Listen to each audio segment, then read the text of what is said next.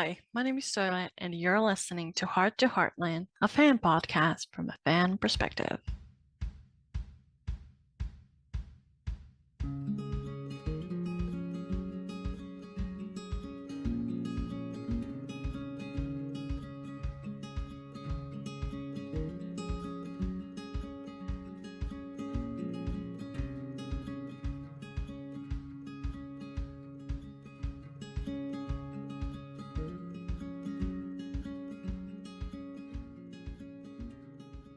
Welcome back to the podcast.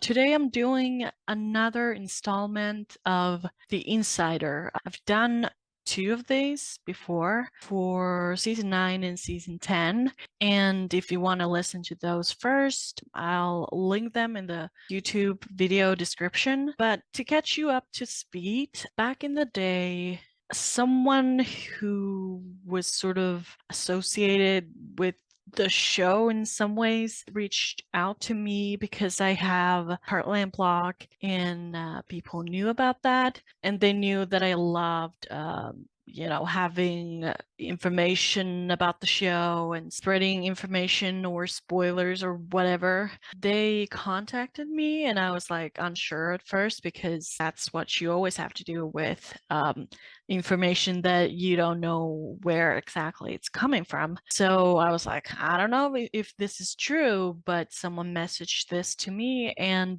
then it turned out to be true, and they kept doing it. And then as I published those things, I was reached out by someone who worked with the show, and they didn't like me publishing those things, so I stopped. But the person that I call the insider kept going because they were like, well, I can give this to you even if you don't share it.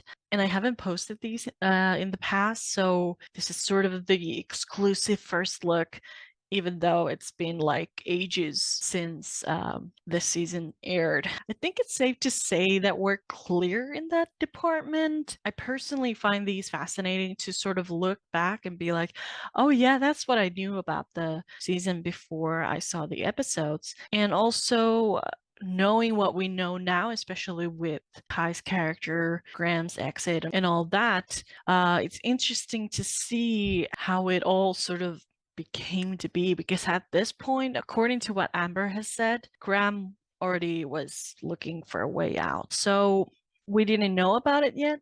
We were frustrated with the storyline, but now looking back and knowing where we are now, I think the dust has settled enough. So let's look a little bit into the past.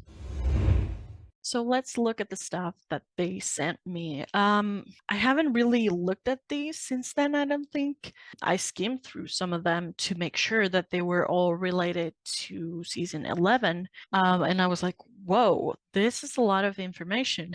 And then I realized, oh, it's because we used to have 18 episodes per season.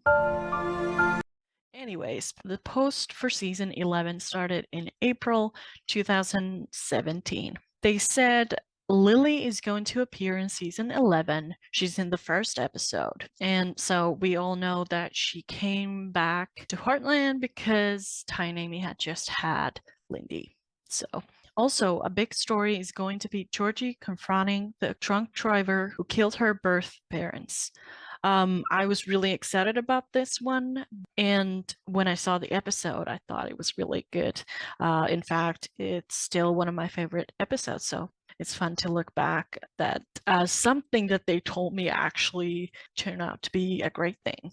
Also, Jade's getting a female rodeo rival slash friend slash frenemy. When they told me this, I was like, oh gosh, not this sort of thing again. But then when I actually saw the episodes, I really liked the scenes with Jade and Avery. So I really wish they would have continued with that storyline. So I'm sad that it was dropped because I think that could have been a really interesting relationship between those two characters. She's not a mean girl at all. It's not anything like Olivia slash Georgie unless they rewrite it heavily. Jade's the one who is actually in the wrong before they make amends. Definitely don't expect more Lou than last season. Lots of Georgie-centric horse stuff. Jack has an offer for Mitch. Then they said, Ty and Amy can't even buy a truck without having to have Jack and Tim step in and save them. So, just as a little note, the person didn't really like the direction of the season, especially Ty and Amy stuff. So,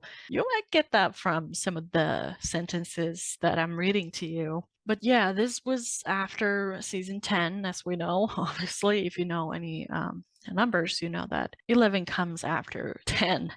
But basically, fans were furious about Ty going off to Mongolia, and I remember back in those days, I sort of had to be someone who tried to keep people calm, like it's now done and over with. Like maybe they have something better in season 11. And so I was like worried what they were going to do with Ty and Amy this season.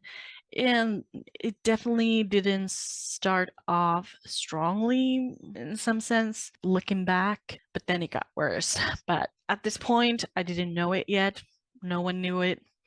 So it just kept escalating to something even worse, almost. The story with the truck is Ty buys a lemon, and then Guy won't give him his money back or fix it. So Jack and Tim go settle up with him. The season opens in the spring. Georgie and Adam have their driver licenses by this point, and somehow they don't even realize they need a baby gate for the doorless loft until Lily and Tim set one up. I'm just like, whatever, reading this stuff. So yeah, the whole doorless loft thing is a joke, but then the baby gate. I'm just glad Lily and Tim had these rational thoughts because this is basic stuff. And then I was asking them about, like, okay, well, what about Ty? We've been seeing him being more absent lately. And then obviously last season we saw him in Mongolia. So any news about that? So they said he should be around much more, but we'll see how it actually goes. What was on the sheets at the beginning of the season changed drastically by the end, from season 10. They do at least show some responsibility and realize they should have a will in case anything happens to them. They name Caleb and Cass guardians of the baby to be named later if they die. So it's interesting looking back, like perhaps them knowing that something was going to happen with Ty because Graham wanted out. But then, of course, it could just be that they thought that it would be something new parents would do, especially when thinking about guardians and all that. So I do wonder if they actually already sort of had a sense of Ty's exit. One more tidbit. Caleb impresses Tim at the rodeo school. Honestly, Lou is the one who is going to, again, be missing from stories and situations she really should be there for, barring certain things changing behind the scenes, which is possible but not looking likely at the moment. Peter should be around in a couple episodes. She either won't be in or will minimally be in this season. Like I mentioned, he's the main parent for Georgie in her story where she deals with the DD.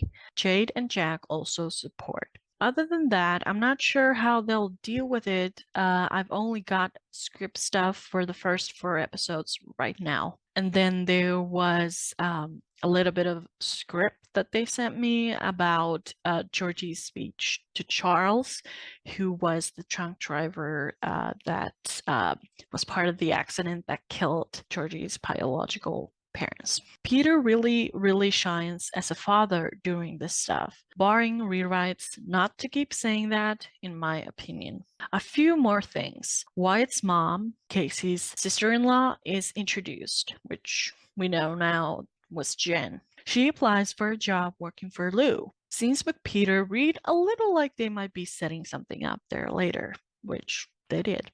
Then they said Lisa and Jack are living together and it's not smooth sailing. Also, the Peter Casey sister-in-law scenes, they cover how he's been stepping up to try and be there for Katie with Lou gone as much as she is. They really seem to be trying to fix what they may have done wrong lately in terms of him as a father. Here is the tease. Georgie has a major decision to make in episode 3. which I think is referring to her not wanting to continue with trick writing and focusing on competing with Flame.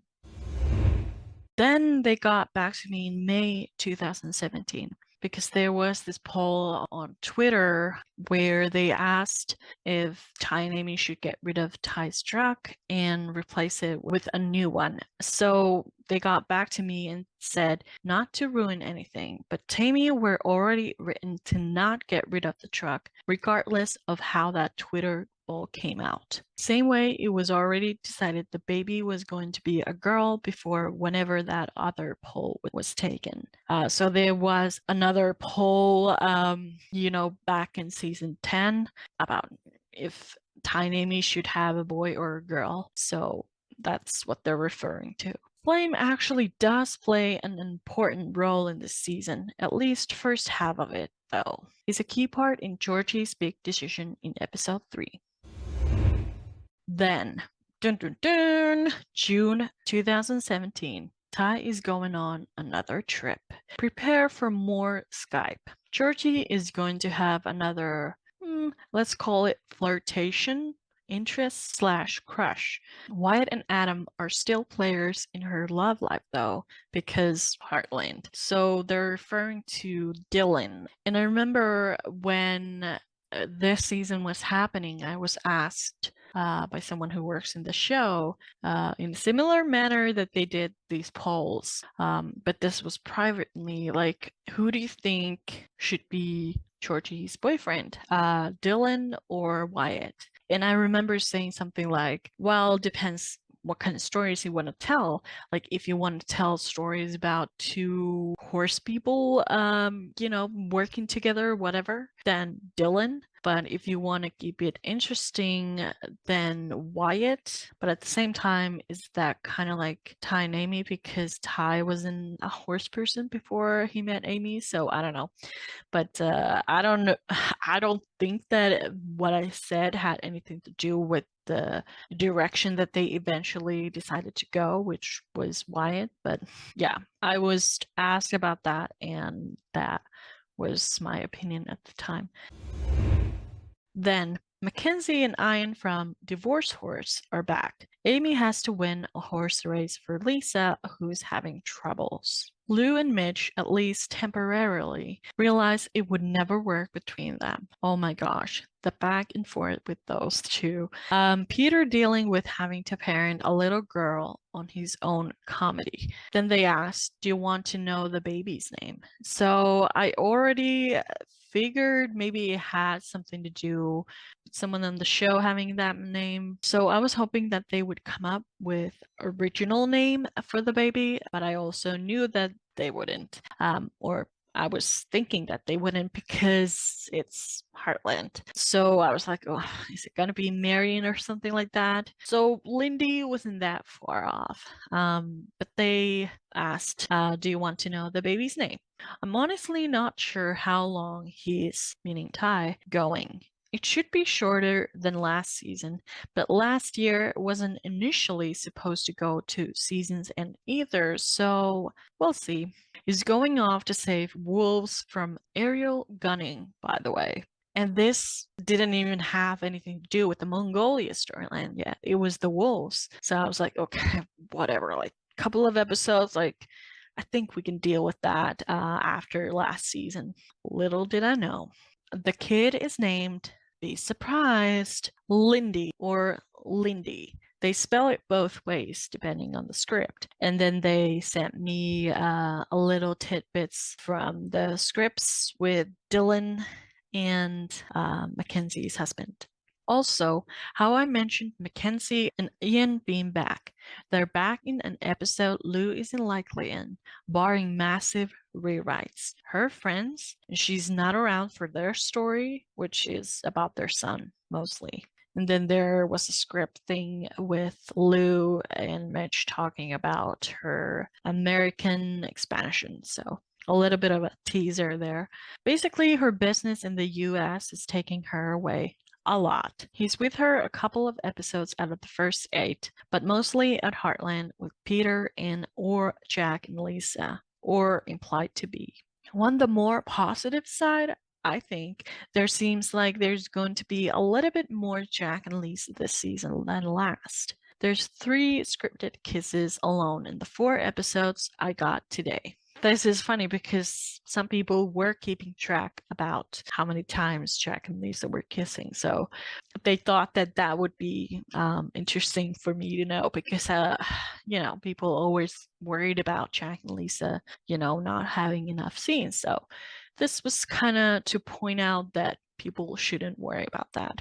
It's just my opinion, but even as someone who is fed up with the most aspects of the show at this point, I really do think the season opens fairly strongly, other than the dumb truck plot and the terrible baby name, which just goes kind of off the rails a few episodes in. There's a few good ideas still. Mackenzie and Ian's son being autistic, Peter struggling with Katie, Amy having to step up for Lisa, but the execution problems I saw many complain about last year are back with a vengeance, and characters just aren't respected or developed very well. Georgie is getting a new rich mean girl rival with a snobby rich mother. She's her new cheesy crush's sister, and feuding with her over chumping, including the fall finale. Sounds kind of familiar, right?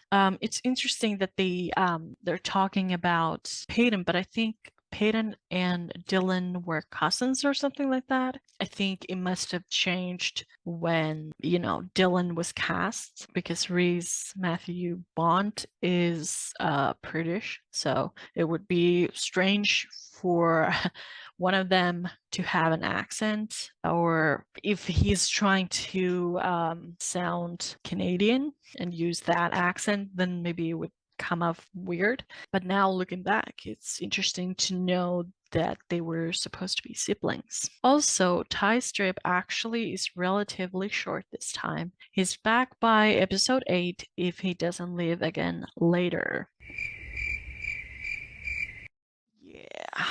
Tim has a health issue. Dr. Virani will be making an appearance. They rewrote some things to make it seem like Katie is spending more time with Lou, which is good in my opinion, even when Lou's not on screen. One more thing, Jade and her new rodeo friend tried their hand at being team ropers together. Then I must have been posting something about episode 4, How to Say Goodbye. I think that was called, yeah.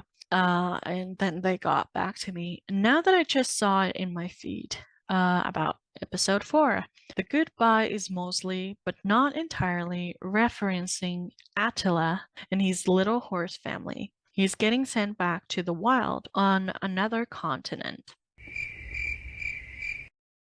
Yeah.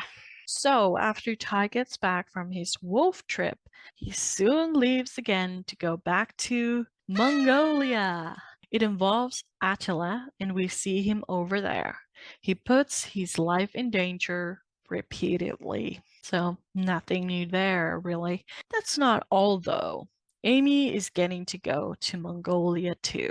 Tim too. There's search parties and a shaman. I think the shaman might cure Tim, but dear God, I'm hoping they rewrite this whole mess heavily, so don't hold me to that. Well, I think they made it more vague, but yeah, this storyline was like, yikes. Lindy gets left with Jack with some minor help from Peter, who seems to again be stepping in for Lou. Father of the Year, Ty is mostly helping with Attila in these episodes 9 and 10, and then recklessly puts himself and another guy in serious life-threatening danger with poachers. Amy follows to help Attila, and because she's missing her husband to a point where she tears up and has wispy flashbacks just looking at the old jump course, and Tim decides to tag along with her to spend time with Amy before he thinks he's going to croak. Also, Georgie and Mitch fix up the old jumping course Ty made Amy for her, Georgie, to use. And Georgie's rich, cheesy crush turns out to sort of backstab her. If you're wondering what Tim might be sick with, he might have cancer. Not sure if I spoiled that or not. Emphasis on might. He talks to the shaman about a shadow on his scans, and then the shaman tells him to just let the shadows go. There's a moment between them, and then there's this magical moment with a falcon with obvious symbolism. And I don't even know. Just pray for rewrites, however unlikely. Before this, Tim hadn't told anyone about what he was going through, including hiding it from Casey. Then in July 2017, Tim doesn't seek out the shaman to cure him. The shaman is part of their group, and Tim just talks with him, opening about what is going on. Then they have their let your shadows go deal. And then there's the Falcon moment, and it's pretty clearly a setup for him to be cured, or more likely have a test come back negative despite how sure he and Trisha are that they won't. It's a complete cluster beep mess. Anyway, one of the worst parts of this Mongolia idiocy is that Ty shows some self-awareness about how foolish this all is, and then a guy who gets kidnapped by poachers and hit by their car in large part because of him has to console him. And you can imagine me sitting reading this, thinking, this is Heartland. This is the same show I've been watching for almost 11 seasons. Yeah, sounds about right. None of this really registered with me back then, and I was like, is this person playing a prank on me? But then it turned out to be true. Then there's a little script thing with Alton and Tim's experience with the Falcon and all sorts of stuff. So yeah, let's continue. That's not even all of it. Ty Borden marries Sue, or Gary Stu, since he's a guy. So those who are not familiar with what Mary Sue means, it's originally, in fact, fiction used to describe a type of female character who is depicted as unrealistically lacking in flaws or weaknesses. So, to give you an example, you could say she was not a strong woman so much as an insufferable Mary Sue, and Gary Stu is basically the male version of that. So, yeah, correct. Then they sent me a couple of blips with Tim and the shaman stuff. Yeah.